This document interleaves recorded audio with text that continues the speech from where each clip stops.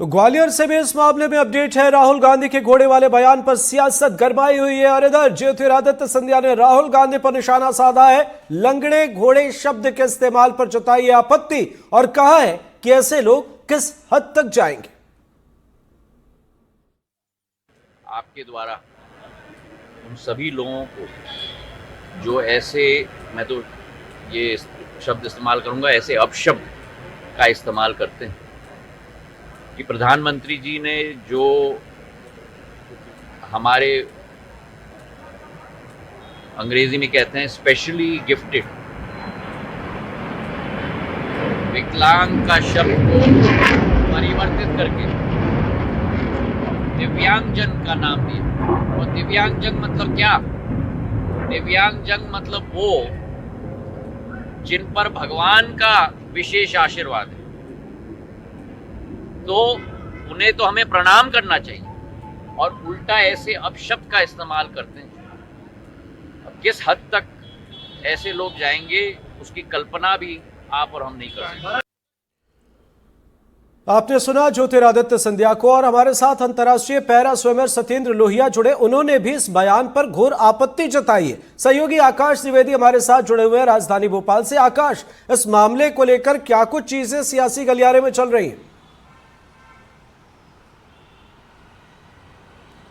देखिए, अब तक तो सियासी गलियारों में 2 दिन से चर्चा चल ही रही थी।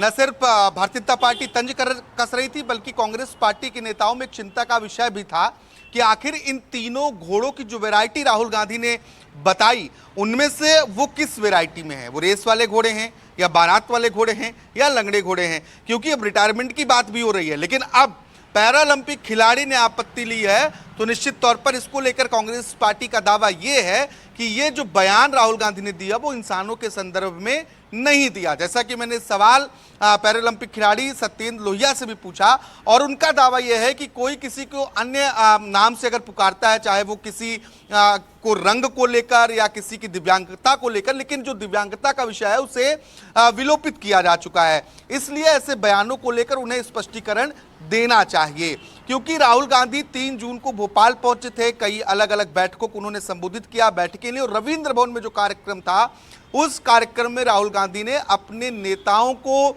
समझाने के लिए, संगठन के अभियान को धार देने के लिए ये पूरे वाक्य का इस तरह के शब्दों का इस्तेमाल किया था। इसको लेकर बीजेपी पहले से ही कांग्रेस पार्टी और नेता विपक्ष राहुल गांधी को घेरते हुए नजर आ रही थी, और अब पैरालंपिक खिलाड़ियों ने भी सवाल उठाना शुरू कर दिया है। तो देखिए, सियासत तो हो ही रही है और खिलाड़ियों की आपत्ति के बाद देखना होगा कि कांग्रेस पार्टी की और क्या प्रतिक्रियाएं या फिर नेता विपक्ष की ओर से भी कोई प्रतिक्रिया आती है या नहीं।